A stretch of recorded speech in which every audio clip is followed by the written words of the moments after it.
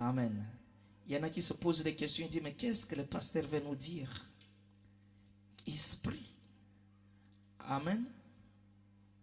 Alléluia. Amen. Ah, merci. Qu'est-ce que le pasteur veut nous dire par l'esprit d'Élie? Mais qui est Élie? Et quel est l'esprit? Amen. Alléluia. C'est pourquoi je veux que nous puissions noter, si vous avez le moyen de noter, parce que ce sont des choses qui sont très, très, très capitales dans notre vie. Alléluia. Amen. Donc nous disons qu'il est tout d'abord important d'établir une différence entre Élie le sacrificateur. Amen. Nous connaissons Élie le sacrificateur, évoqué dans 1 Samuel. L'Élie qui était le sacrificateur à Siloé. Amen. Élie dont la femme Anne avait pleuré dans le temple et Élie lui a dit que notre tu es devenu ivre. Nous connaissons cet Élie. Amen. Alléluia. Et ce n'est pas Élie là que nous voulons parler ce soir. Donc dans la Bible, nous voyons qu'il y a deux Élie. Nous avons Élie le sacrificateur et nous avons encore Élie le prophète. Amen. Alléluia. Donc il y a un Élie qui était sacrificateur, c'est Élie de 1 Samuel. Et nous avons l'Élie qui était le prophète, c'est l'Élie qui est dans le 1 roi. Amen. Mais Élie que nous voulons parler ici, c'est Élie le prophète. Et cet Élie le prophète, amen, a été manifesté 4 fois dans la Bible. Amen. Donc Élie est venu 4 fois dans la Bible. Dans l'histoire de la Bible, le même Élie a fait 4 mouvements. Amen. Et ces mouvements sont tellement prophétiques, il faut que nous puissions les savoir, sinon il est vraiment difficile pour nous de comprendre le fondement de notre foi et l'objectif que Dieu, l'objectif de notre croyance. Amen. Donc si nous ne comprenons pas le mouvement d'Élie, nous ne pouvons pas comprendre aussi notre statut en tant qu'enfant de Dieu. Alléluia. Donc Élie va faire les 4 mouvements dans la Bible. Donc, comme je viens de dire, ce n'est pas Élie le sacrificateur, mais c'est Élie qu'on appelle Élie le Tishbite. Amen. Et cet Élie s'est manifesté 4 fois dans la Bible. Amen. Il est venu la première fois comme Élie le prophète que nous connaissons. La deuxième fois, le même Élie s'est manifesté à la personne d'Élisée. Et la troisième fois, le même Élie se manifestera dans la personne de Jean-Baptiste. Et la 4e fois, Élie va venir après l'enlèvement. Qui a compris ça? Amen. Donc il est venu comme les Tishbites. Il est encore venu comme Élisée. Il est encore venu comme Jean-Baptiste. Et il viendra encore après l'enlèvement, lors de la guerre de la Magédon. Amen. Qui a compris? Alléluia. Amen. Donc, durant ces 4 jours, nous allons étudier ces 4 venues d'Élie. 4 apparitions d'Élie. Amen. Et nous savons encore que Élie, le même Élie, lorsque Jésus était sur la montagne de transfiguration, nous avions vu encore Élie avec Moïse. Amen. Mais pourquoi Élie vient encore avec Moïse? Amen. Pourquoi pas Abraham et Jacob? Amen. Pourquoi pas David et Salomon? Mais pourquoi seulement Élie qui vient avec Moïse sur la montagne? Ce sont les choses que nous allons étudier pendant ces 3 jours. Amen. C'est pourquoi je vous demande une chose, que vous puissiez hausser le niveau. Amen. Parce que si vous êtes encore plus bas, dans le niveau le plus bas, vous sortirez ici sans rien comprendre. Amen. Alléluia. Donc cet Élie-là, c'est lui le prophète de Dieu. Élie est prophète. Et nous voulons définir qui est prophète. Nous disons que le prophète vient d'un mot grec. Son origine est grecque qui veut dire être fémi. Amen. Donc prophète veut dire être fémi. C'est là l'origine grecque du mot prophète. Et être fémi veut dire que c'est lui qui dit une chose avant que la chose arrive. Amen. C'est ça la signification de prophète. Un prophète, c'est lui qui parle, qui dit, qui annonce quelque chose avant que la chose arrive. En d'autres termes, les gens pouvaient appeler un prophète comme un voyant. Alléluia. Donc c'est lui qui voit ou qui peut dire quelque chose. Il peut parler de ce qui va arriver demain.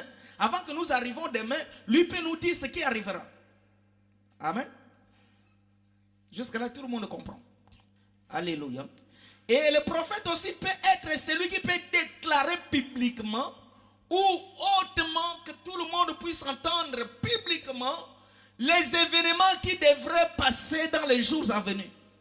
C'est pourquoi le prophète Ésaïe disait publiquement qu'un enfant nous est né. Alléluia. On l'appellera Emmanuel, on l'appellera le Dieu Tout-Puissant, on l'appellera le Prince de paix. Amen. Il a dit publiquement que tout le monde puisse écouter, mais il annonce les événements qui s'accompliront quelques jours plus tard. Alléluia. C'est ça le prophète. C'est celui qui annonce les événements qui s'accompliront dans les jours à venir. Amen. Mais souvent dans le langage courant, le prophète, il y a des fois, est comme un éclaireur. Parce que la Bible dit que un peuple sans révélation, c'est un peuple sans frein. Alléluia. Donc lorsque nous avons un prophète, il est là pour nous éclairer, pour nous dire ce que nous devrons faire et ce que nous ne devrons pas faire. Alléluia. C'est pourquoi nous devrons désirer aussi ce don de prophétie dans l'église. Amen. Parce que si nous avons des prophètes qui exercent bien leur don prophétique, ils pouvaient nous dire que non, aujourd'hui, il ne faut pas faire telle ou telle chose. Alléluia. Parce qu'ils sont comme des éclaireurs. Et le prophète, dans le langage courant, le prophète est celui qui transmet, amen, la volonté de Dieu. Ça veut dire qu'il est comme l'interprète de Dieu. Amen. Donc lorsque Dieu parle, c'est le prophète qui comprend le langage de Dieu et transmet le langage, la pensée, la volonté de Dieu au peuple. Alléluia. C'est pourquoi, bien aimé, je vais encore que vous puissiez hausser le niveau. Dieu envoya Moïse en Égypte chez Pharaon. Alléluia. Mais il faut que Moïse soit comme Dieu et Aaron soit son prophète. Amen. Alléluia. Dieu a dit à Moïse, je t'ai établi comme Dieu et Aaron sera ton prophète. Amen. C'est pourquoi Aaron, il comprenait bien la pensée qui était chez Moïse. Et c'est Aaron qui annonçait la volonté de Moïse à Pharaon. Parce que la Bible dit que Moïse n'avait pas la parole facile. Donc lorsque Moïse parle, personne ne peut comprendre ce que Moïse dit. Il n'y avait qu'Aaron qui discernait. Alléluia. Le langage de Moïse. Ah, j'aime ça, frère. Ça veut dire que Moïse avait un langage codé. La Bible dit qu'il bégayait. Donc quelqu'un qui bégaye, ce qu'il dit, personne ne peut comprendre. Mais Aaron, déjà dans le bégayement, il est en train de deviner ce que Moïse veut dire. Alléluia. C'est pourquoi quand Dieu parle, il faut qu'il y ait un prophète pour saisir ce que Dieu veut dire. Amen. Et Élie dont nous parlons ici, il était là comme prophète.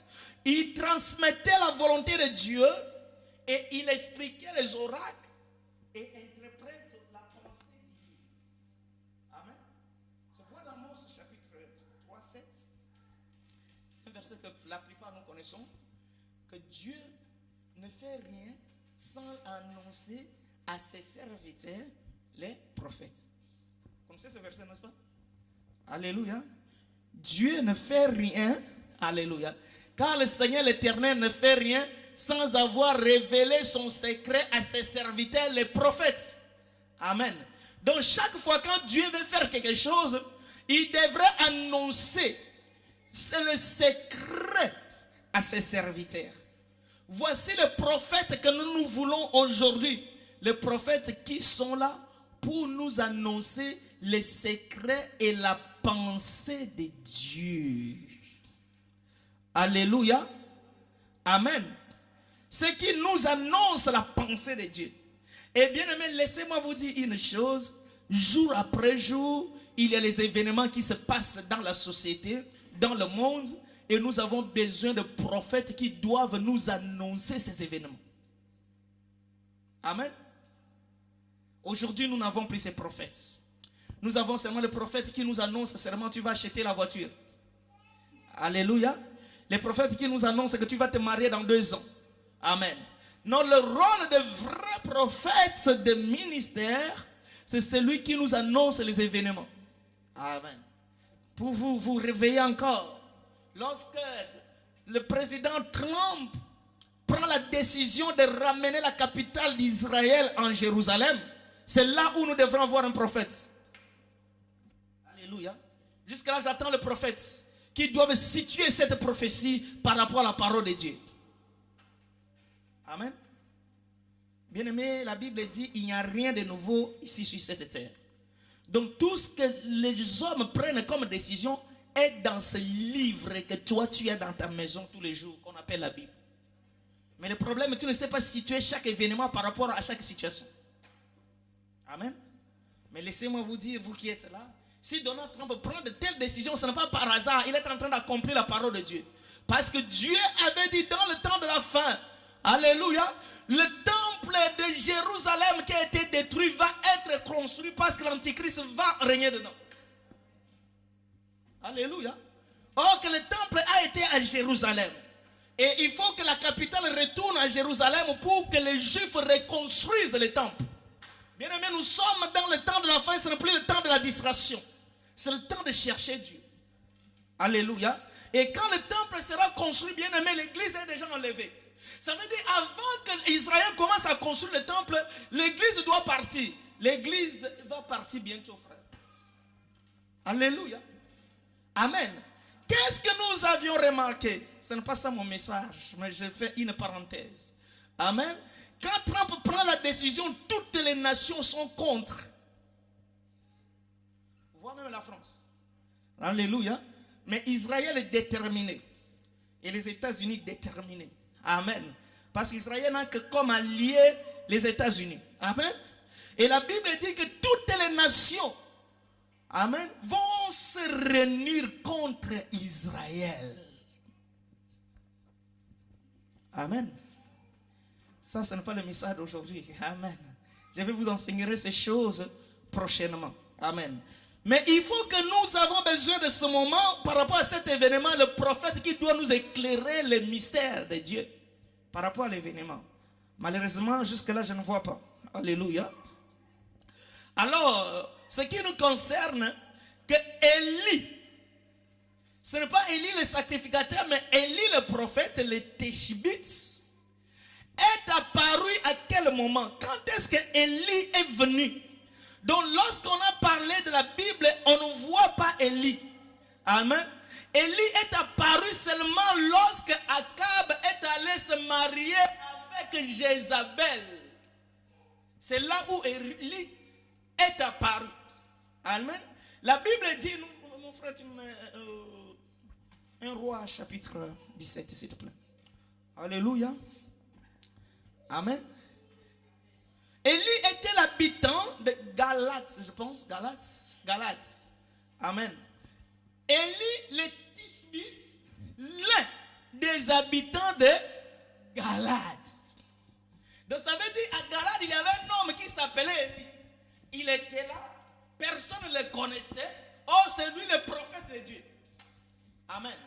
Mais quand le roi Akab a pris la décision d'aller épouser Jézabel, c'est là où Élie va prendre le courage pour aller chez Akab. Amen. Je veux que vous puissiez regarder bien ce message-là. Mon frère, tu recommences encore le chapitre 1er. Le chapitre 17, le verset 1er. Amen.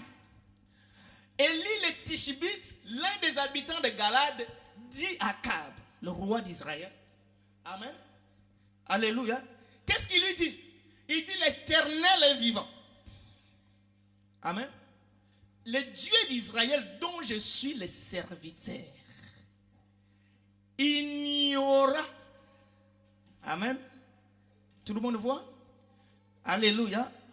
Il vient devant le roi Akab. Que l'Éternel est vivant et je suis son serviteur. Il n'y aura plus jamais. Amen. Il n'y aura plus quoi? Ni rosée, ni pluie. À partir de maintenant. Alléluia. Amen. Donc la pluie va s'arrêter. Et la rosée, il n'y a plus rien, rien ne tombe. À partir de maintenant, il dit au roi Akab. Pourquoi? Parce que Akab a épousé une femme étrangère. Alléluia. Oh, Dieu avait interdit le mariage des enfants d'Israël avec les étrangers. Et Akab, en épousant Jézabel, Jézabel a amené en Israël l'idolâtrie. Le peuple d'Israël a abandonné le véritable Dieu. Suivez-moi ici très très bien, frère. Le peuple d'Israël a abandonné le véritable Dieu, celui qui les a sortis d'Égypte. Le peuple d'Israël commence à adorer le Dieu que Jézabel les a imposé, qui est Baal. Amen.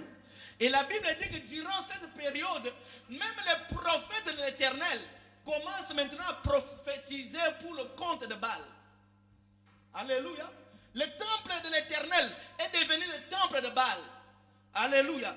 Durant cette période, tout le monde courait derrière Baal. Il y a l'idolâtrie qui est entrée, il y a l'abandon de Dieu, il y a l'incrédulité auprès du peuple. Alléluia. C'est en ce moment que Élie va se révéler. Amen. Quand tout était bien, Élie était habitant de Galade. Personne ne le connaissait comme étant serviteur de Dieu. Qui a compris ça? Alléluia. Et Élie va venir vers Akab pour lui dire que non, sur ma parole, il n'y aura ni pluie. Donc Élie ferme les cieux. Amen. Donc il a la possibilité, la capacité de dire à la pluie, tu ne vas plus tomber. Amen. Et la pluie n'est pas tombée. Et il dit que la pluie tombera seulement sur ma parole. Alléluia. Si je décide qu'aujourd'hui la pluie vient, la pluie vient. Si je dis la pluie, tu ne tombes pas, la pluie ne tombe pas. Jusqu'à ce que moi-même je veuille. Alléluia. Et cela a été ainsi. Ah, ça j'ai aimé ça. Alléluia. La pluie n'est pas tombée. Pourquoi? Parce que le peuple a abandonné Dieu. Bien aimé, comme parenthèse, lorsque tu abandonnes Dieu, la pluie ne tombera pas dans ta vie. Alléluia. Chaque fois quand tu abandonnes Dieu, chaque fois quand tu t'éloignes de Dieu, sache que tu as fermé le ciel. Amen. Mais quand tu reviens vers Dieu, le ciel va s'ouvrir. Amen. Alléluia. Donc Élie dit que sur ma parole, la pluie ne tombera pas. Et la pluie tombera sur ma parole aussi. Amen. Donc ici nous comprenons une chose, que cet Élie-là a une mission. La mission d'Élie, c'est le rétablissement. Il doit maintenant rétablir le peuple vers le vrai Dieu. Alléluia. Donc chaque fois que le peuple s'éloigne de Dieu, c'est pourquoi Élie doit apparaître. Pour ramener le peuple vers le vrai Dieu, vers la véritable adoration. Alléluia. Amen. Et quand Élie maintenant vient, il va à ramener le peuple. Alléluia. C'est en ce moment que le ciel pouvait s'ouvrir sur sa parole. Amen. Donc nous comprenons ici que ce même Élie avait double responsabilité. Il a double fonction. Il a la fonction de fermer le ciel et il a la fonction d'ouvrir le ciel. Tu as compris ça? Amen. Il a bien dit que sur ma parole, la pluie ne tombera pas. Et sur ma parole, la pluie tombera. Amen. Alléluia. Donc l'histoire de la pluie dépend d'Élie. Alléluia. Amen. Donc il a cette responsabilité de fermer le ciel. Et il a aussi en lui la responsabilité d'ouvrir le ciel. Sur sa parole.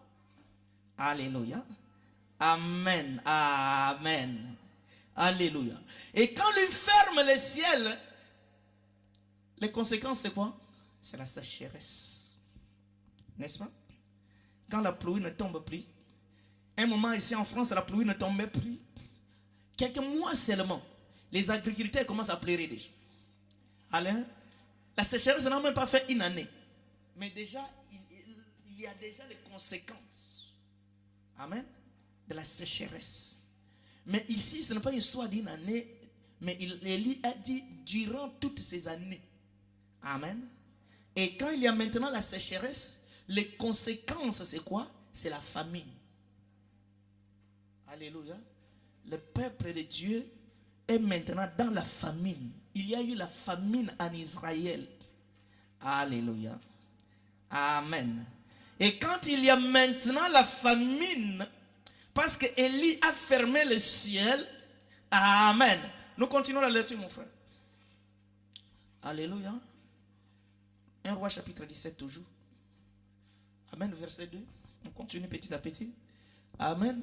Donc après avoir dit que je ferme le ciel, il n'aura ni rosée ni rien que sur ma parole. Alléluia. Amen. Et il continue. Il dit une chose. Alléluia. Le verset 2, mon frère. Que sur ma parole, le ciel doit être fermé. Alléluia. Amen. Et qu'est-ce qu'il dit encore? Tout le monde a vu ça? Alléluia. Sur ma parole. Et il dit, alléluia.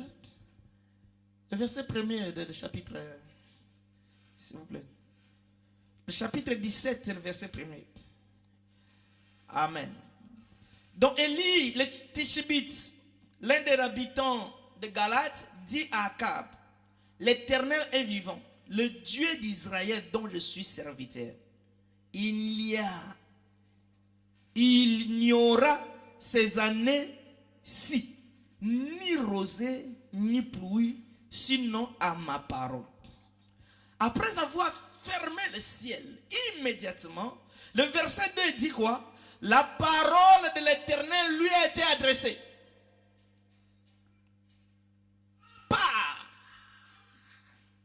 Alléluia. C'est ça qui est écrit, non? Amen. La parole de l'Éternel lui a été adressée en ces mots. Pars, quitte. Toi, pars d'ici. Dirige-toi où? Vers l'Orient. Et cache-toi près du torrent de Kérit, qui est en face du Jourdain. Tu boiras de l'eau du torrent et j'ai ordonné aux corbeaux de te nourrir. Alléluia. Amen. Amen. Le verset 8. Amen. Alors la parole de l'Éternel lui fit adresser en ces mots. Lève-toi, va à Sarepta. Comme. Amen. Lève-toi et va à Sarepta qui appartient à Sidon et demeure là. Voici, j'ai ordonné à une femme veuve de te nourrir. Qui a compris ça? Alléluia. Élie ferme le ciel en Israël. Pendant qu'Israël est dans la sécheresse, Dieu recommande à Élie de quitter Israël pour qu'il aille à Sarepta. Et à Sarepta, avant que Élie arrive à Sarepta, suivez-moi bien, avant que Élie arrive à Sarepta, Dieu a déjà ordonné à une veuve de nourrir Élie. N'est-ce pas? Alléluia. Donc, qu'est-ce que cela signifie, ce mouvement? Qui pouvait comprendre ce mouvement de la parole de Dieu? Alléluia. Que Élie ferme le ciel. Il y a la sécheresse. Et Élie se dirige, quitte Israël pour aller à Sarepta, un pays étranger. Et en arrivant à l'étranger, Dieu a disposé déjà une femme avant qu'Élie arrive pour prendre soin d'Élie. Alléluia. Donc nous trouvons ce mouvement en Christ Jésus. Amen. Ah là, les gens ne me comprennent pas. Alléluia. Donc Élie fait le mouvement de Christ. Car la sécheresse, ce n'est pas la sécheresse d'avoir mangé et boire. C'est le manque de la parole. Alléluia. Donc Élie a privé à Israël la parole. Donc Israël est dans la soif de la parole. Amen. Donc Israël n'en reçoit plus la parole parce que le ciel est fermé. Alléluia. Et Élie maintenant va amener la parole à l'étranger. Amen. Alléluia. Qui a compris cela, frère? Amen. Donc c'est Christ Jésus, quand il est venu vers les siens l'ont rejeté. Et Israël, le ciel est fermé, n'a plus la révélation. Amen. Israël est resté maintenant dans les rites. Alléluia. Il n'y a plus la révélation, la parole n'est plus. Et maintenant Dieu, Christ Jésus, il est parti vers les nations. Alléluia. Les nations, c'est nous qui sommes les nations, bien-aimés. Nous ne sommes pas Israël charnel. Amen. Mais nous sommes les nations. Et Jésus est venu vers nous. Et il nous a amené la parole. Bien-aimés, pendant ce temps-là, en Israël, il y a la sécheresse. Mais à Sarepta, il y a l'abondance.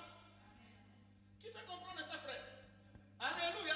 Pendant qu'Israël crève de la sécheresse, mais Élie devant la femme à Sarepta, la Bible dit que l'huile ne terminera pas et le pain ne terminera pas.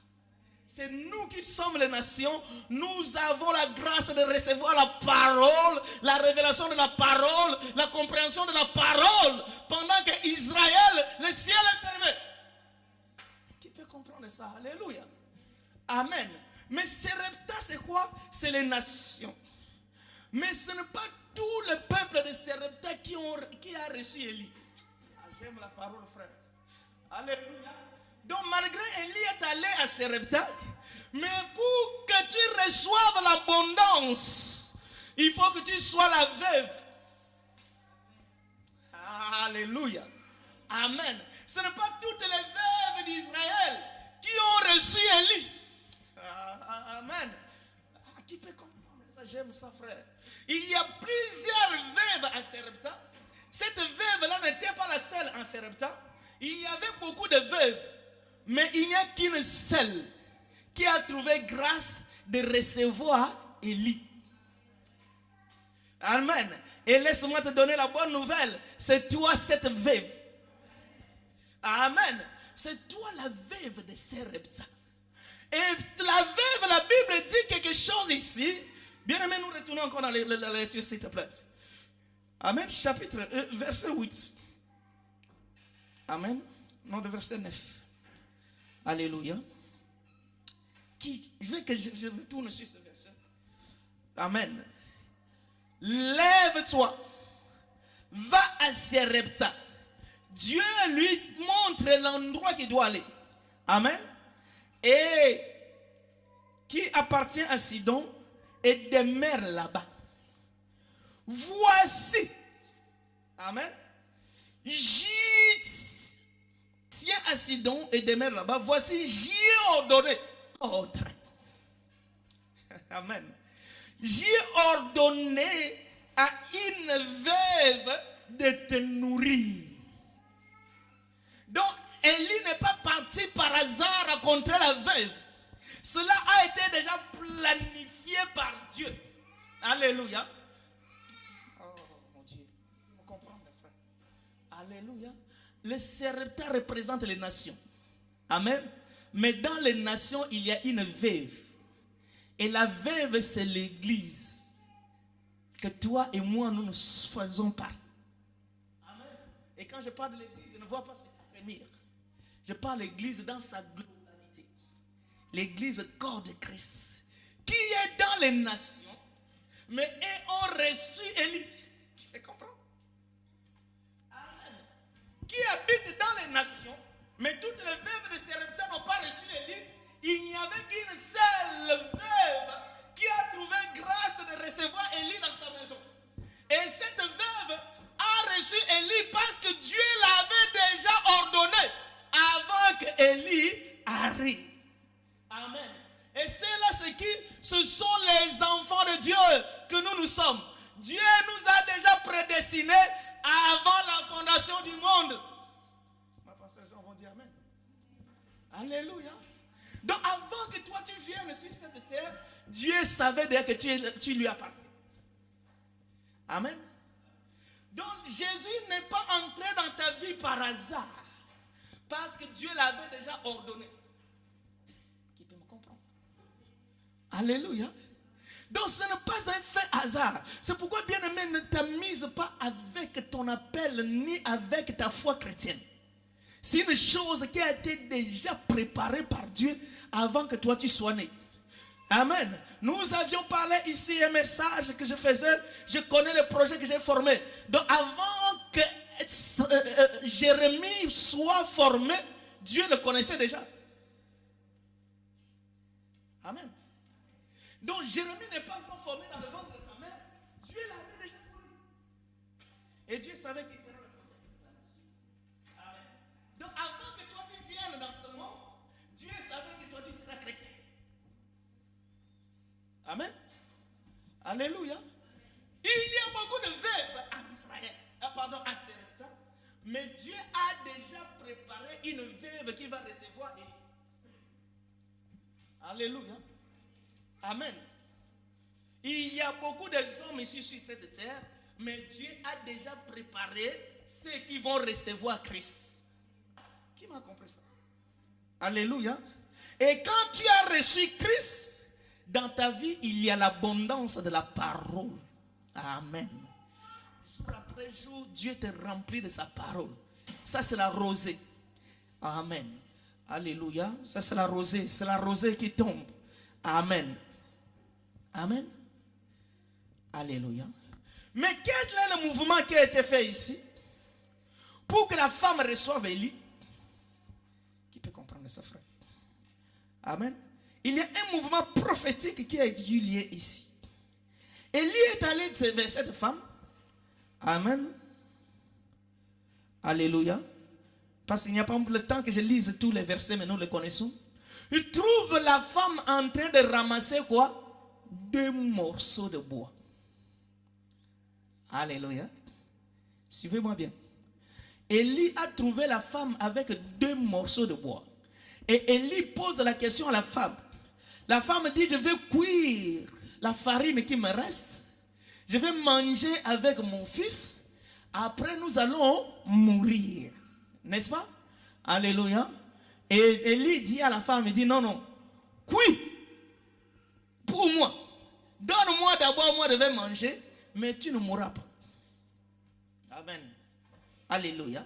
Donc, pour qu'il y ait l'abondance dans la maison de la veuve, il faut que la veuve puisse cuire avec 2 morceaux de bois la farine.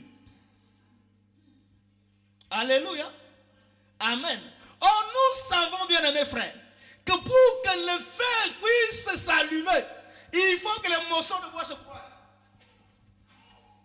Ah, j'aime ça, frère. Alléluia. Si tu mets un bois ici, un bois là-bas parallèlement, il n'y a pas de feu. Je comprends. Alléluia. Il faut croiser le bois. Or, nous savons qu'il y a quelqu'un qui est allé là où les bois se sont croisés. Pour que nous ayons la vie. Ah, vous ne me comprenez pas, frère. Alléluia. Donc, les deux morceaux de bois représentent la croix, frère. La croix est composée de deux morceaux de bois qui se sont croisés. Alléluia. Et la femme va maintenant cuire, donner maintenant le pain. Amen. Alléluia. Il donne le pain. Or, nous savons que le pain et le sang représentent une vie. Amen. Oh, la Bible a dit, Paul a dit, celui qui conserve sa vie la perdra. Mais celui qui la perd à cause de moi, la retrouvera. Amen. Donc la femme, la veuve de Sarepta, pour qu'il reçoive l'abondance, il doit perdre sa vie. Parce que la femme a été claire dans ses déclarations. J'aime la parole parce qu'elle est tellement claire. La femme a dit que si je cuis maintenant la farine qui me reste, ma vie est finie, je vais mourir. Qui peut me comprendre? Amen. Donc si la femme perd sa farine, comme il y avait la sécheresse, c'est la mort totale. Mais heureusement pour elle, elle doit perdre la farine, mais retrouver la vie. Alléluia. Donc la femme a pris le morceau de bois, a perdu sa vie. Alléluia. Et le morceau de bois lui a donné une autre vie. La Bible dit que lorsqu'il a fini de cuire sa farine, c'est fini, mais demain, il y en a l'autre. Il prépare, après il y en a l'autre. Il y a toujours l'abondance, l'abondance, l'abondance dans la maison de la femme. Qui peut me comprendre? Alléluia. C'est toi et moi qui avions reçu Christ, mais grâce à l'œuvre de la croix, nous avions perdu notre vie antérieure et nous avions reçu la vie de Christ. Qui a compris ça? Alléluia. Et pendant ce temps, les voisins de la veuve, il y a la sécheresse. Amen. Le voisin de la veuve qui est à côté, comme dans sa maison il n'y a pas Élie, il y a la sécheresse.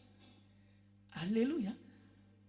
Pendant ce temps-là, dans tous les villages de Sarepta, il y a la famine. Mais seulement, l'exception est seulement dans la maison de cette veuve.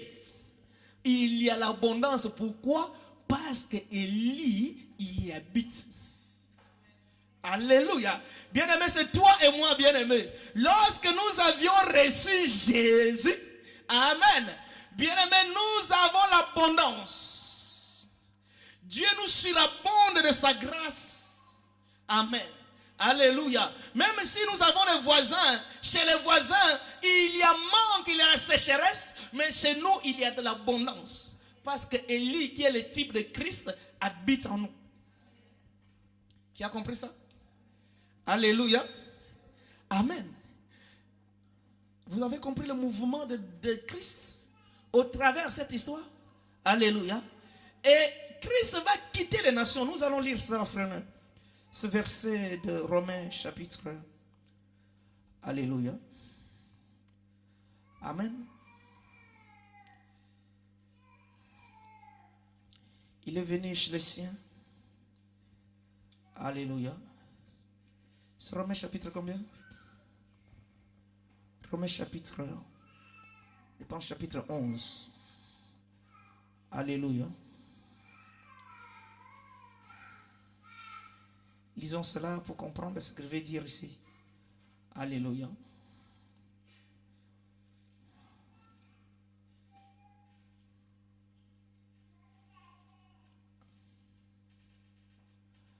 Amen.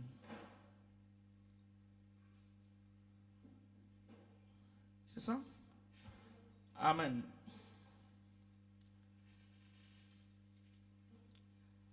Alléluia.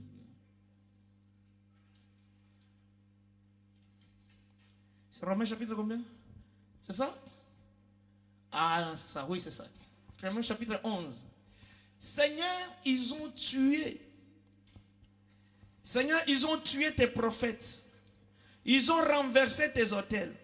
Moi seul je suis resté et il cherche à m'ôter la vie. Mais quelle réponse Dieu lui donne-t-il? Je me suis réservé 7000 hommes qui n'ont point fléchi. Amen. Alléluia. Non, ça, nous allons lire ce verset après. Vous allez... Amen. Alléluia. Le verset premier déjà. C'est le verset premier du chapitre 1, de 11. Amen. Qu'est-ce que la Bible dit? Dieu a-t-il rejeté son peuple? Amen. Alléluia. Est-ce que Dieu a-t-il oublié son peuple Israël? Non de là. Non. Alléluia. Est-ce que Dieu a-t-il rejeté son peuple? Son peuple, le peuple de Dieu, c'est Israël, parce qu'il a dit que vous serez mon peuple et moi je serai votre Dieu. Amen. Est-ce que Dieu les a-t-il rejetés? Paul dit que c'est loin de là. Amen. Mais car moi aussi je suis israélite, de la postérité d'Abraham, de la tribu de Benjamin. Mais Dieu n'a point rejeté son peuple, qu'il a connu d'avance. Il ne les a pas rejetés. Amen. Mais ne savez-vous pas que l'Écriture rapporte que Élie, ici Paul est en train d'interpréter le mouvement d'Élie. Alléluia. Que, rappelez-vous, ne savez-vous pas que l'Écriture rapporte que Élie, comment il adresse à Dieu cette plainte contre Israël? Seigneur, ils ont tué les prophètes. Alléluia. Ils ont été incrédules. Ils ont été méchants. Ils ont tué les prophètes. Ils ont renversé les autels, comme je viens de vous expliquer que l'autel de Dieu était devenu l'autel de Baal. Amen. Les vrais prophètes, les Juifs les ont tués. Moi seul, je suis resté et il cherche à m'ôter la vie. Ça, c'était la prière d'Élie. Amen. Et Dieu lui avait répondu dans le verset 4. Mais quelle réponse Dieu lui donne-t-il? Je me suis réservé 7000 hommes qui n'ont point fléchi les genoux devant Baal. Alléluia. Donc Élie, étant un homme, il pense qu'il est resté le seul qui a reçu la grâce, qui est resté avec Dieu, que tout le monde a abandonné Dieu. Là, c'est lui qui voit. Amen. Mais Dieu lui a dit, non, tu ne sais pas, il y a encore 7000 que moi j'ai réservé. Amen. Qui ne vont pas fléchir leurs genoux devant Baal. Jamais. Amen. Bien-aimé, laisse-moi te dire, même si tous les pasteurs sont des comédiens, il y a encore 7000. Alléluia. Même si tout le monde devient comédien aventurier, mais Dieu a toujours un reste. Amen. Qui doivent rester avec la parole. Qui supportent la famine, qui supportent les insultes, qui supportent tout. Amen. Qui ne vont pas se compromettre. Alléluia. Même si tous les frères et sœurs ne servent plus Dieu avec honnêteté et la crainte de Dieu. Amen. Mais sachons qu'il y a encore 7000 qui servent Dieu avec intégrité. Que Dieu te bénisse si tu es parmi ses frères et sœurs. Alléluia. 7000. Mais le problème, on ne le voit pas. Par rapport à un grand nombre, ils sont tellement minimes. Mais Dieu le voit. Alléluia. C'est pourquoi Élie, lorsqu'il est allé à Sarepta, après avoir fermé le ciel en Israël, la sécheresse de la parole, bien aimé, ici, comprenez-moi bien, c'est un temps, c'est une dispensation. La fermeture du ciel. Amen. C'est une dispensation où Israël sera dans la sécheresse de la parole. Et pendant ce temps-là, la parole est partie à Sarepta et est venue vers nous les nations. Alléluia. Mais la parole ne va pas rester ici chez nous pour du bon frère. Alléluia. Ce n'est qu'un temps de la grâce que nous devrons profiter. Lorsque Christ enlèvera l'église, la parole va retourner en Israël. Parce que Paul pose la question ici. Est-ce que Dieu a-t-il oublié son peuple? Alléluia. Donc Élie n'est pas resté à Sarepta pour toujours. Qui peut me comprendre? Amen. Quand le temps a été fixé, Dieu a dit à Élie de retourner en Israël. La mission avec les nations est finie. Alléluia. dont le temps de la dispensation de la grâce a une fin. C'est pourquoi tu dois profiter quand la grâce est encore vers nous. Alléluia. Parce que demain, la grâce va retourner en Israël. Alléluia. Quand la grâce retournera à Israël, c'est Élie qui va maintenant ouvrir le ciel. Amen. Et l'eau commencera à tomber de nouveau. La parole, la révélation va retourner de nouveau en Israël. Mais laissez-moi vous dire que c'est pour bientôt. C'est pour bientôt. Alléluia. Que Élie va retourner en Israël. Aujourd'hui, Élie est dans les nations. Mais demain, Élie va retourner en Israël. C'est quelqu'un qui m'a compris? De faire un effort que les gens me comprennent. Alléluia. Élie, il est le type de Christ qui est venu vers nous, vers les nations. Mais après avoir pris l'épouse, amen, bien-aimé, Élie va retourner, Christ va retourner traiter les affaires avec Israël. Parce qu'il est venu pour les brebis perdues d'Israël. S'il est venu vers nous parce qu'ils ont été incrédules. La Bible dit qu'il est venu chez les siens, mais les siens ne l'ont pas reçu. C'est pourquoi il est allé vers les nations, vers nous. Amen. Alléluia. Mais sachons-nous qu'un jour, les Juifs vont croire en lui et il retournera là-bas. Ça, nous allons voir ça dimanche. Amen. Jusque-là, vous me comprenez? Alléluia. Amen. Et durant le séjour d'Élie chez la veuve, Israël dans la sécheresse. Pendant tout ce temps qu'Élie était en Israël, ça veut dire l'abondance, la pluie est allée chez la veuve. Tout le peuple en Israël sont en train de crever. Amen. Manque de la parole, comme maintenant.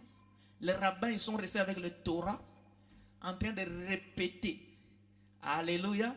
Les écrits et la loi de Moïse, sans révélation. Mais nous les nations, j'aime ça. Alléluia. Nous les nations. Amen. Toi qui es Camerounais. Amen. Toi qui es Canadien. Le Seigneur te révèle les choses ici. Alléluia.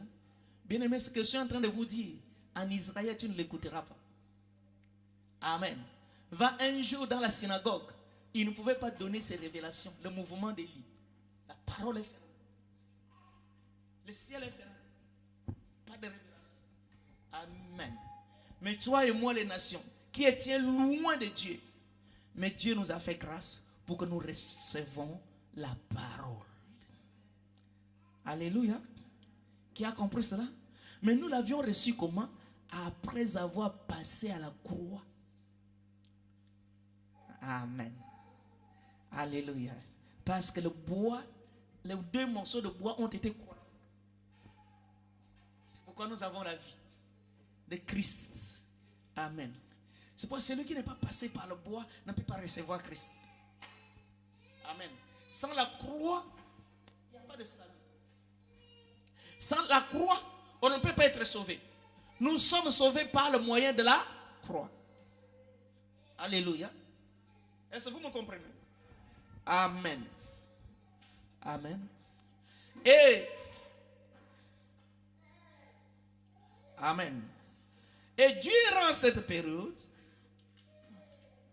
les deux morceaux qui se sont croisés,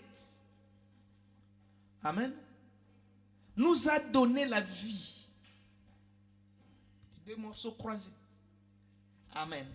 Et Christ, qui est le type d'Élie, lui, il est mort, donné sa vie sur cette croix. Amen.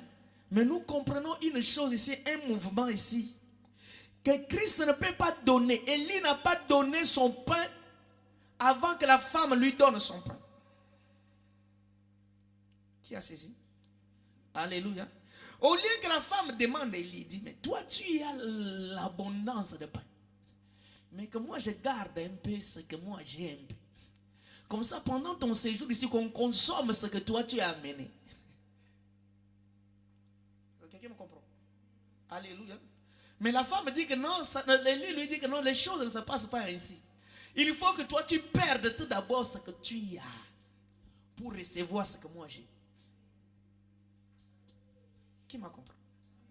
Alléluia. Donc il faut que toi tu perdes ta vie pour recevoir la vie de Christ. Tu ne dois pas conserver ta vie antérieure et recevoir la vie de Christ. Alléluia. Il faut que tu te dépouilles de ton vieil homme pour recevoir l'homme nouveau qui est Jésus. Amen. Tu ne peux pas garder ton homme antérieur et recevoir encore Christ. Non, ça ne se passe pas comme ça. Tu es gourmand, égoïste. Amen. Il faut que tu perdes ton pain pour recevoir le pain d'Élie. Alléluia. C'est le mouvement de Christ. Et après son séjour dans les nations, Élie est retourné en Israël. Et quand Élie retourne en Israël, il va faire un mouvement. Alléluia. Quand Élie a fini sa mission vers les nations, il retourne en Israël. La première des choses qu'Élie va faire, il va faire la convocation. Dis tout d'abord la convocation. Alléluia. Il doit convoquer le peuple. Amen. Alléluia. Il doit faire la convocation. Il doit convoquer le peuple. Et la deuxième chose, il doit les rassembler. Amen. Qui a fait ce mouvement? C'est Moïse. Alléluia. Moïse, lorsqu'il devait faire sortir, bien aimé, là j'entre un peu beaucoup plus loin. Avant que le peuple sorte d'Égypte, la première des choses, Moïse a convoqué par le son de la trompette. Amen. Le son de la trompette, le premier son, c'est le rassemblement du peuple. Amen. Et le deuxième son de la trompette, c'est la sortie, c'est le départ. Alléluia. Qui a compris? Amen. Alléluia. Et si tu as écouté le son de la convocation, tu n'es pas venu. Alléluia. Bien-aimé, tu ne peux pas sortir. Beaucoup, jour après jour, ils écoutent le son de la trompette. Frère, viens au Seigneur Jésus, tu seras sauvé. Ils n'écoutent pas, ils n'écoutent pas, ils n'écoutent pas. Lorsque le son de rassemblement, après le rassemblement, c'est le départ. Tu vas rester ici sur cette terre. Qui comprend ça? Alléluia. Et Élie va maintenant convoquer le peuple. Convoquer tout le peuple d'Israël. Après son séjour à Sarepta, lorsqu'il retourne en Égypte, en Israël, il doit convoquer tout le peuple d'Israël à un grand rassemblement. Amen. Qu'est-ce qui va se faire dans ce rassemblement? Il va leur poser la question de choisir. Si Baal est Dieu, qu'ils aillent vers Baal. N'est-ce pas? Nous connaissons bien cette histoire. Alléluia. Si c'est le Dieu d'Israël qui est Dieu, que le peuple s'aligne devant le Dieu d'Israël. Amen. C'est ça la mission d'Élie. Et pendant ce temps, la pluie n'est pas encore tombée. Qui peut me comprendre? Alléluia. La pluie, au lieu de demander d'abord que la pluie tombe, non. Le problème de la pluie, c'est après. Alléluia. Mais la chose la plus importante qui peut me saisir ici, frère, c'est d'écouter la convocation et de venir au rassemblement. Alléluia. Amen. Qu'est-ce que cela veut dire, frère? C'est quand Dieu a fini à traiter avec nous les nations. Amen.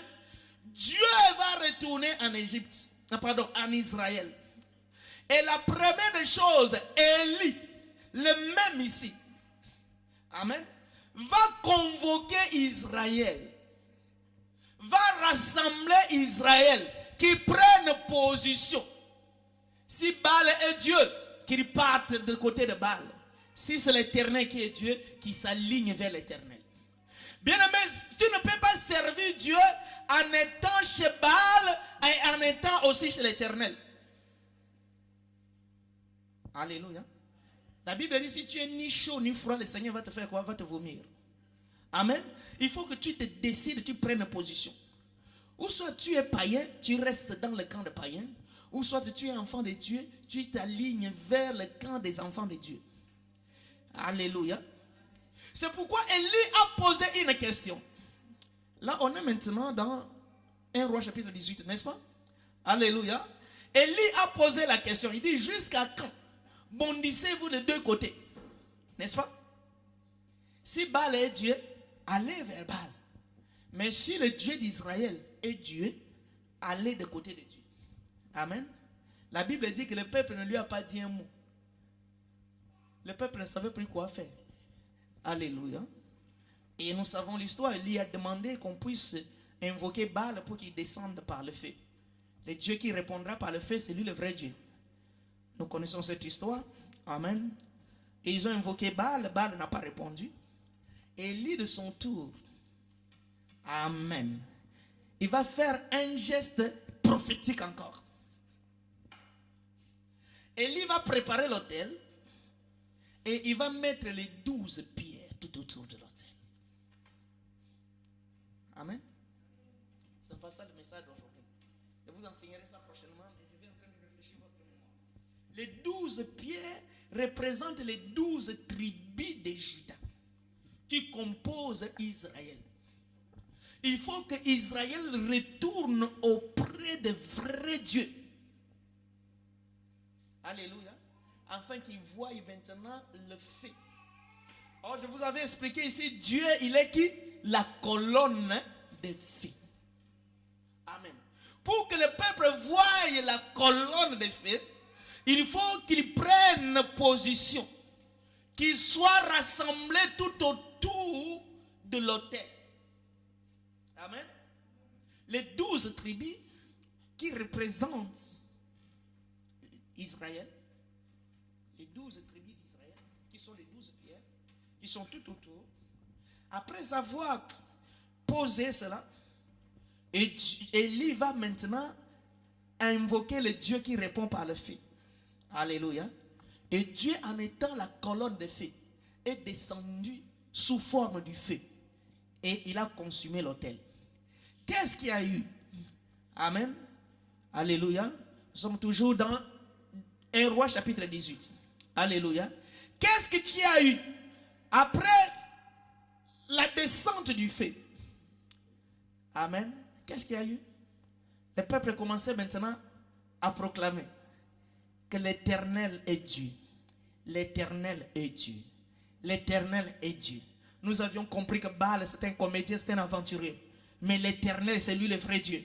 Notre Dieu c'est le vrai Dieu. Le Dieu d'Élie c'est le vrai Dieu. Alléluia. Il a fait quoi Élie? Il a ramené le peuple vers leur Dieu. Amen. Le peuple qui était égaré. Amen. Bien aimé, ça c'est très très profond. Amen. Le peuple qui était égaré. Amen. Qui suivait le Dieu étranger. Qui s'appelait Baal. Amen. Après la fermeture du ciel. Alléluia. Amen. Le même qui a fermé le ciel retourne pour les ramener vers le vrai Dieu. Amen. Et lorsqu'ils sont retournés vers le vrai Dieu, ils vont confesser de leur propre bouche que l'Éternel est Dieu. L'Éternel est Dieu. L'Éternel est Dieu. Qui a compris cela? Qui a vu ce mouvement de l'écriture? Le mouvement a été fait à l'ombre, mais son accomplissement est dans l'accomplissement. Nous sommes dans l'Apocalypse. Amen. Alléluia. Apocalypse chapitre 11. Pour comprendre le mouvement d'Élie. Alléluia. Si nous pouvons lire ça, frère. Apocalypse chapitre 11 à partir du verset 3. Nous allons lire vraiment cette lecture. Amen. Je vous ai déjà enseigné ça quand j'ai enseigné l'eschatologie ici. Vous avez tout oublié. Amen. C'est pourquoi je vous aime parce que vous êtes bien enseignés. Alléluia. Le jour où je vous ai expliqué l'eschatologie, j'ai tombé là sur ce verset-là. Amen. Apocalypse chapitre 11. Chapitre 11 à partir du verset 3. Nous allons lire ce mouvement d'Élie. Amen. Alléluia. C'est pourquoi Élie, comme information bien aimée, ce n'est pas Branham. Amen. Ça, on verra ça les dimanches. Amen. Le Malachie 4. Amen. Nous allons dévoiler le Malachie 4 par la parole. Ça va être vraiment intéressant. Amen. Alléluia. Apocalypse chapitre 11, verset 3. Je donnerai à mes 2 témoins, amen, le pouvoir de prophétiser, revêtus de sac pendant 1260 jours. Donc ça veut dire 3 ans et demi. Alléluia. Ah, vous êtes perdus. Amen. Parce que quand on touche l'Apocalypse, les gens commencent à voir le fumer. Alléluia. Donc je donnerai à mes 2 témoins le pouvoir de prophétiser, revêtus de sacs pendant 1260 jours. Ce sont les 2 oliviers et les 2 chandeliers qui se tiennent devant le Seigneur de la terre. Qui a vu ce mouvement? Amen. Il y a un Seigneur qui était venu dans la terre. C'est qui? Un Seigneur qui est descendu sur la terre. Alléluia. Vous ne le connaissez pas? Amen. C'est Jésus. Amen. Alléluia. Le Seigneur qui est venu sur la terre, notre Seigneur et notre roi, il est descendu sur la terre. Et quand il est descendu sur la terre, il est monté sur la montagne de transfiguration. Amen. Et là, il se retrouve avec les 2 témoins. Alléluia. Les 2 oliviers. Amen. Les 2 chandeliers. Oh, nous savons que les chandeliers brillent, donnent la lumière. C'est pourquoi quand les 2 témoins étaient venus à la visite, à la rencontre de Jésus, amen, la Bible dit qu'ils brillaient. Alléluia. Et les 2 témoins, il s'agit de Moïse et Élie. Amen. Qui vont venir ici, c'est quand? C'est pendant la guerre d'Armageddon, après l'enlèvement de l'église. Amen. Et pendant 3 ans et demi, la Bible donne le nombre de jours qui confirme. Les 70 semaines de Daniel. Ah, moi j'aime tellement la parole, mais je vois que vous êtes tellement là. Donc le Seigneur nous fasse grâce. Alléluia. Pendant 1260 jours, qui représentent les 3 ans et demi, amen, Élie et Moïse, les 2 témoins, vont venir pendant ce temps-là. Pour faire quoi? Amen. Là, c'est le ciel qui commence à s'ouvrir. Pour ramener le cœur de père envers les enfants. Alléluia. Le cœur des enfants envers leur père. C'est le Malachie chapitre 4. Amen. Ça, on parlera ça dimanche encore. Alléluia. Et en ce moment, Israël va maintenant croire à Dieu, va croire en Jésus, parce qu'aujourd'hui, Israël ne croit pas en Jésus comme étant le Seigneur. Or, la Bible dit, il n'y a le salut en aucun autre nom. Dans le ciel, sur la terre et sous la terre, le seul et l'unique nom qui doit sauver, ce n'est que le nom de Jésus. Mais eux ont rejeté Christ. Ils ne pouvaient pas être sauvés. Comme Dieu ne peut pas abandonner son peuple, Dieu a trouvé le moyen que pendant la guerre d'Armageddon, il faut que les 2 oliviers sauvages retournent pour évangéliser Israël afin d'accomplir le mouvement que Élie avait fait dans le chapitre 18 de 1 Roi. Alléluia. Et en ce moment, la Bible dit que le roi des rois va descendre sur le cheval blanc. Et la main du ciel va l'accompagner. Sur sa cuisse, il est écrit le roi des rois, le seigneur des seigneurs, dans Apocalypse chapitre 19. J'aime tellement ces choses, frère. Alléluia. Et Israël va dire que voici notre roi, voici notre seigneur. C'est le mouvement qui a été fait, alléluia, dans la montagne, sur la montagne de Carmel, où le peuple a dit que l'Éternel est Dieu, l'Éternel est Dieu. Ils ont abandonné le Dieu de Baal pour recevoir le vrai Dieu. Est-ce que vous m'avez compris? C'est trop dur. Amen. Si aujourd'hui c'est dur, demain ça va être. Alléluia. Parce que ça, ce n'est que l'introduction. Amen. Alléluia. Et après avoir fait ce mouvement, quand le peuple a été, le peuple a reconnu le véritable Dieu, c'est pourquoi Élie va maintenant déclarer que la pluie puisse tomber. Amen. Alléluia. Donc sans que le peuple retourne vers le véritable Dieu, la pluie ne tombera pas. Comme je vous avais dit que la pluie c'est la parole. Il faut qu'Israël retourne vers le vrai Dieu. Amen. Ici le problème avec les nations c'est fini. Parce qu'Élie est retourné en Israël. Qui a compris ça? Alléluia. Pourquoi? Élie retourne en Israël, quitte Sarepta pour évangéliser l'Israël de reconnaître le vrai Dieu. Or nous savons que l'Ancien Testament est l'ombre des choses à venir. Amen. C'est pourquoi, bien aimé, si tu dis tu es pasteur, nous te laissons ici, nous te donnons l'Ancien Testament, accomplis-nous ça dans le Nouveau. Alléluia. Tout ce qui a été fait dans l'Ancien Testament a son accomplissement dans le Nouveau Testament. Alléluia. Donc ce mouvement qu'Élie va à Sarepta retourne, il s'agit de Christ qui est allé vers les nations et qui va retourner en Israël pour traiter encore une nouvelle alliance avec son peuple. Vous m'avez compris? Alléluia. Et il faut qu'Israël reçoive Christ afin que l'abondance de pluie retombe encore de nouveau. Amen. Et Élie, après avoir fait ce mouvement, que le peuple a confessé de leur propre bouche, l'Éternel est Dieu, l'Éternel est Dieu, l'Éternel est Dieu. Alléluia. Élie va maintenant ouvrir le ciel. Parce qu'il a dit que non, la pluie ne tombera que sur ma parole. Alléluia.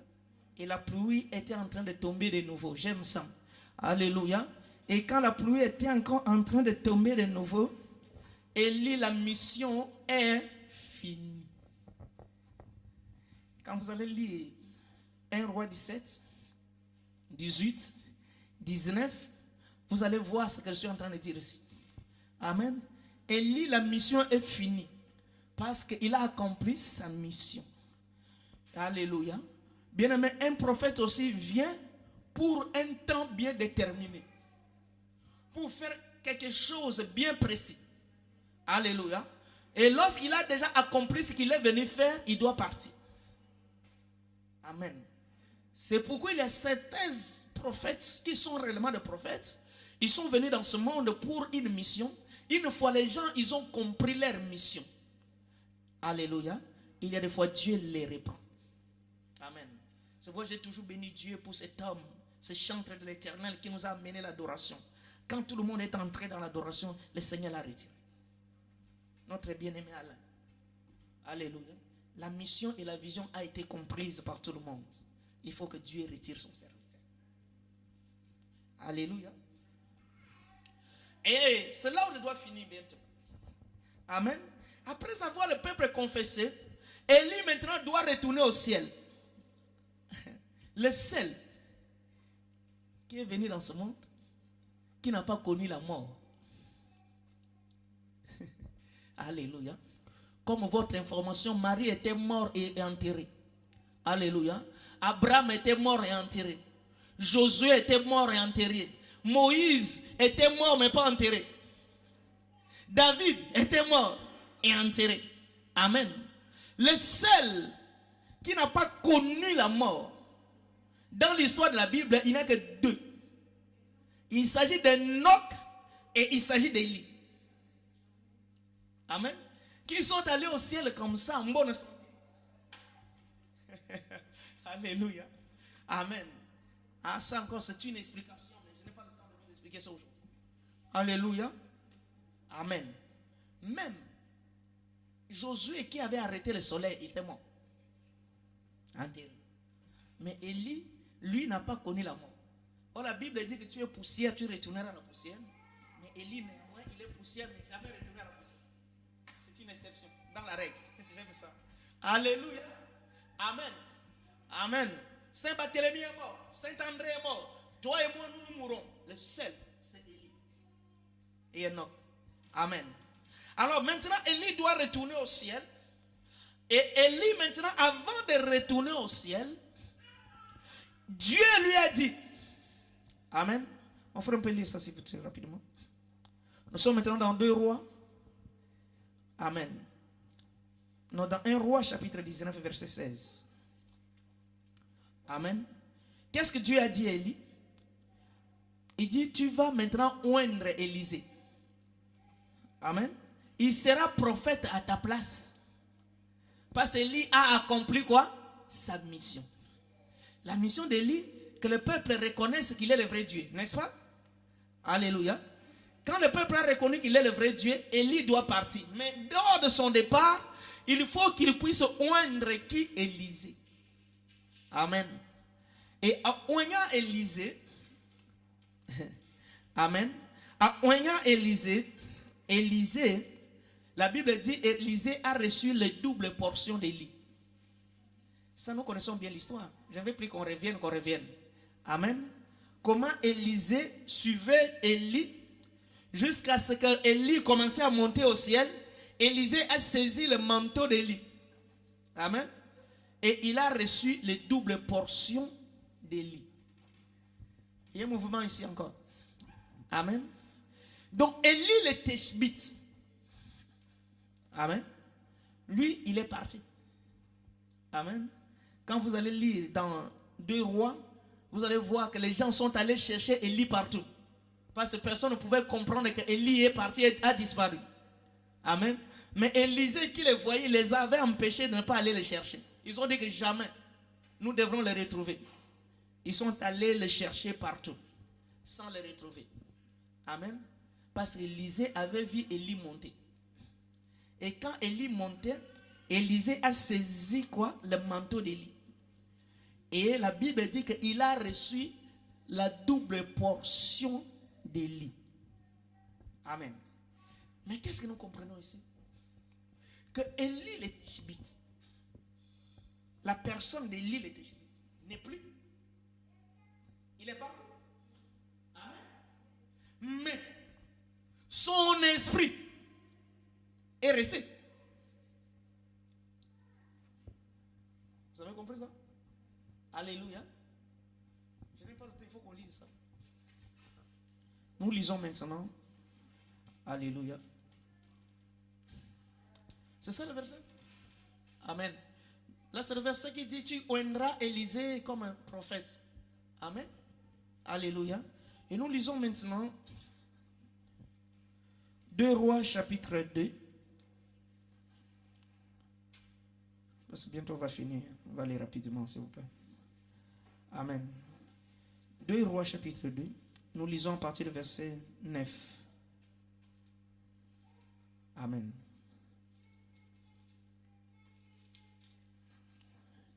Deux Rois chapitre 2 verset 9. Qui a compris ça? Amen. Alléluia. Qu'est-ce qu'il a dit?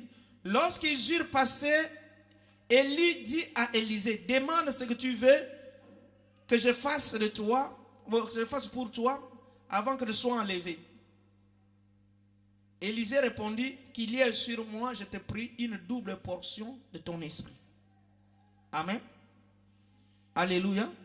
Et dans le verset 14, nous avions vu qu'il est monté, il lui a laissé le manteau. Amen.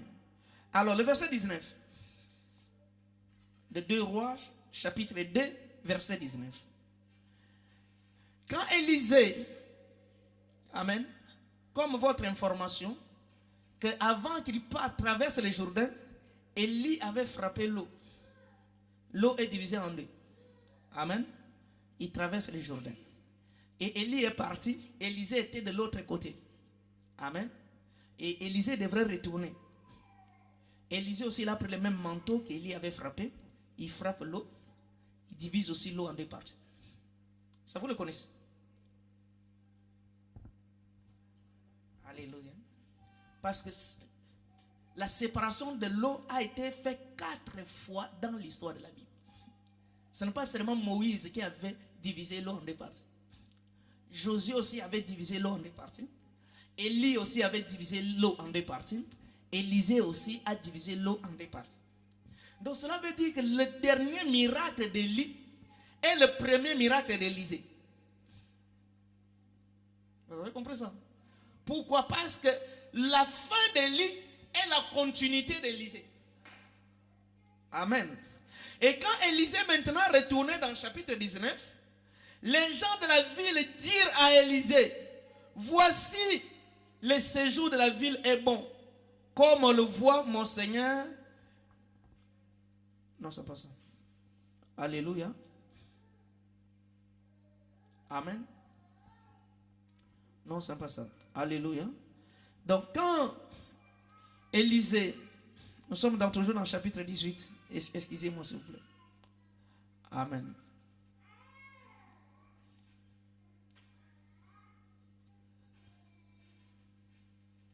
Amen. Donc 2 Rois. Amen. 2 Rois, nous sommes dans 2 Rois, chapitre 2, verset 15. Ça veut dire. C'est le verset 15. 2 Rois, chapitre 2, le verset 15.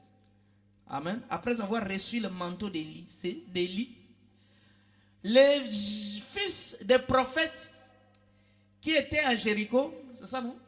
Les fils des prophètes qui étaient à Jéricho, vis-à-vis, ayant vu qui Élisée, après avoir reçu la double portion d'Élie, l'ayant vu, amen, dire, amen, l'esprit d'Élie. Donc les gens, les fils de prophètes qui étaient à Jéricho, ils ont vu l'esprit d'Élie sur Élisée. Amen. L'ayant vu dire, l'esprit d'Élie repose sur Élisée. Et ils allèrent à sa rencontre et se prosternaient contre terre devant lui. Amen. Donc les fils de prophètes, ils ont compris que Élie n'est plus il est parti, mais son esprit habite encore sur Élisée. Donc ici, c'est la deuxième venue d'Élie. C'est là où on va arrêter aujourd'hui. Amen. Donc la deuxième venue d'Élie, après son départ, le même Élie est parti physiquement, mais son esprit est revenu encore au travers Élisée. Amen. C'est pourquoi, frère, Élisée, il est qui? Il est la continuité d'Élie. Amen. Élisée va faire un mouvement, frère. Quand il a reçu la double portion d'Élie, amen, et Élisée, nous tombons dans 2 Rois, je pense le dernier chapitre qu'on va lire. Nous tournons dans 2 Rois chapitre 2. Toujours là on était, oui, on est toujours dans le chapitre 2, n'est-ce pas? Amen. Alléluia, c'est là où toujours on était, on est toujours dans le chapitre 2. Les gens de la ville dirent à Élisée, verset 19. Les gens de la ville dirent à Élisée, voici le séjour de la ville est bon, comme le voit mon Seigneur, mais les eaux sont mauvaises et le pays est stérile. Amen. Nous avions dit que l'eau, c'est la parole. Amen. Mais cette parole est mauvaise. Quelle est cette parole? Saisissez-moi bien. C'est la parole que Israël a aujourd'hui. Ils ont la parole, mais la parole manque quoi? La révélation. Or la Bible dit que les Écritures font quoi? Tuent. Qui m'a compris ça? Mais l'esprit vivifie. Amen. Donc ils ont la parole, mais en dessous de la parole il y a la mort. Amen. Donc cette parole manque la révélation.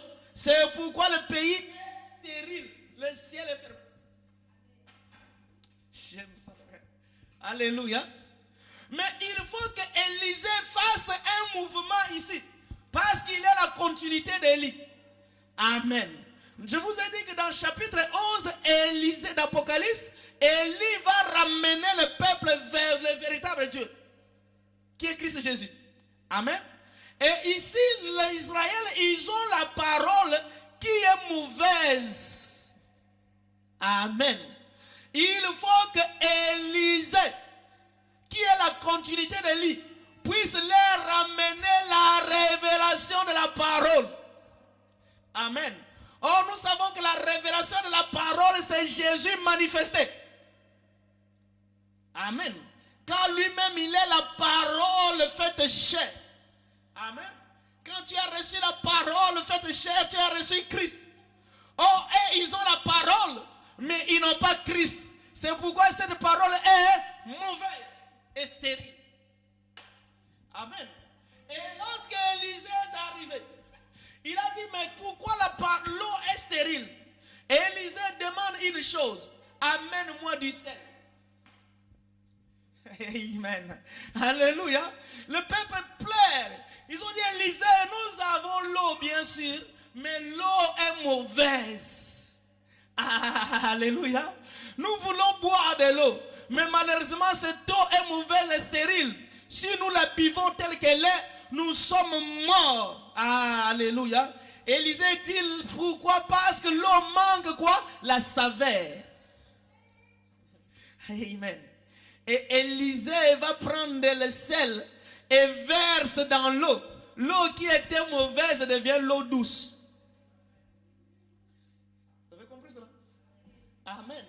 Donc c'est Christ qui est retourné en Israël, qui va se révéler dans la parole qu'Israël reçoit tous les jours dans le Torah.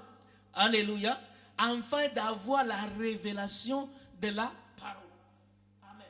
C'est pourquoi Jésus disait aux pharisiens que vous lisez les Écritures. Vous croyez avoir annulé les Écritures, la vie éternelle. Or, toutes ces Écritures ne parlent que de moi. J'aime ça. Alléluia. C'est là où le Seigneur m'a appelé pour annoncer dans l'humanité que la parole de Dieu ne parle pas d'un homme. Alléluia. Si tu vas dans une église, on est en train de démontrer la parole par rapport à un homme. Bien-aimé, sors de cette église. Parce que Jésus dit que la parole ne parle que de moi. Alléluia. Nous trouvons la révélation de Christ sur chaque parole. Parce que Christ est caché dans la parole. Et le Saint-Esprit révèle Christ qui est caché dans la parole. Amen.